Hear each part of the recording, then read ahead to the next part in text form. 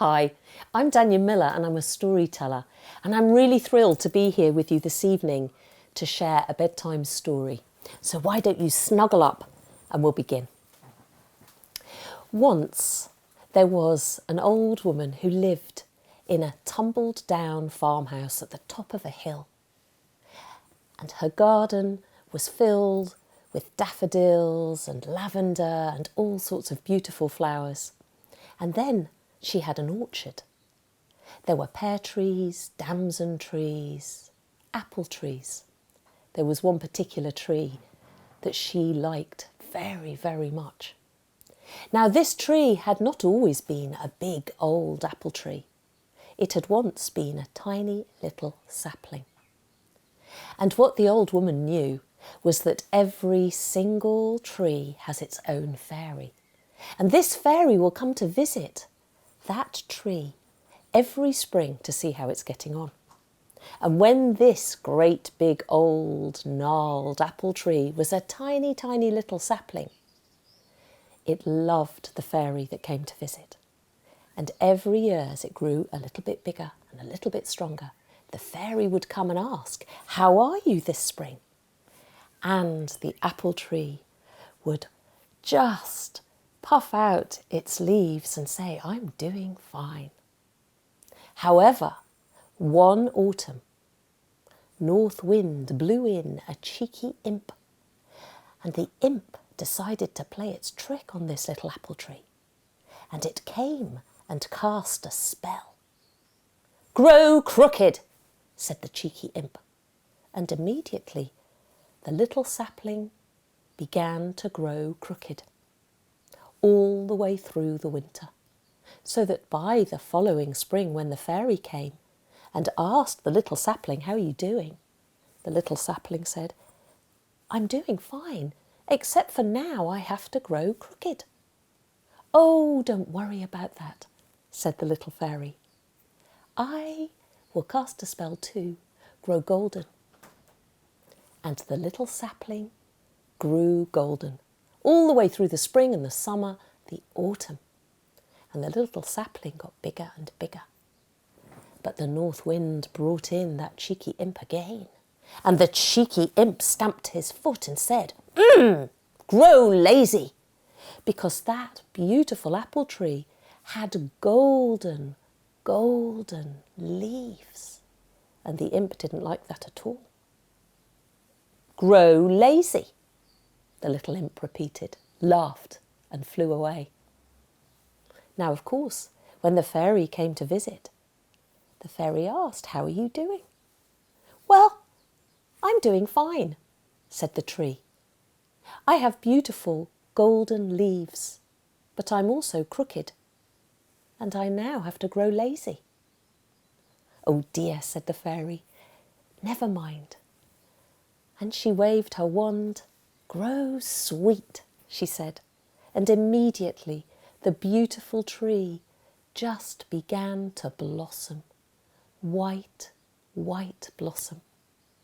And the little tree was happy, and it grew into a big tree, until again that north wind blew in the cheeky imp, and the cheeky imp was really cross, stamped and stamped his feet. "Look at you, growing golden and growing sweet. I want you to grow Higgle Piggle." And straight away, that tree, which was rather big, began to bend and shape and grow Higgle Piggle. The fairy asked, "How are you doing?"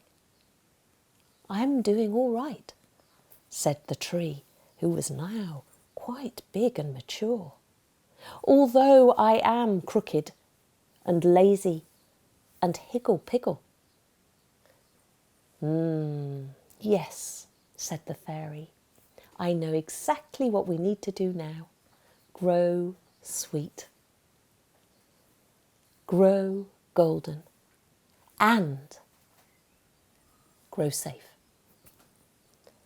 And the tree was really happy with its golden leaves and its sweet, sweet blossom and its crooked, safe boughs. and the children of the village used to come up and visit the old woman. And they were allowed to go into the orchard and pick all the fruit. But do you know what? Their favourite tree was that old apple tree, which had bent over in a lazy sort of way, was all crooked so that they could climb up onto its branches, so that they could swing and sing and lie down. Do you know what? They felt so safe in that tree that they spent all their afternoons there when it was their Easter holidays, when they didn't have to go to school. And even after school, if they were allowed, they would run up to the old woman's farm and play, laughing and joking with each other. Well, you can imagine when it came to the autumn and the north wind blew in that imp once more.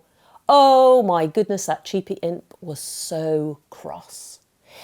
He stamped his feet so strongly, so vociferously, that the north wind picked him up and blew him away.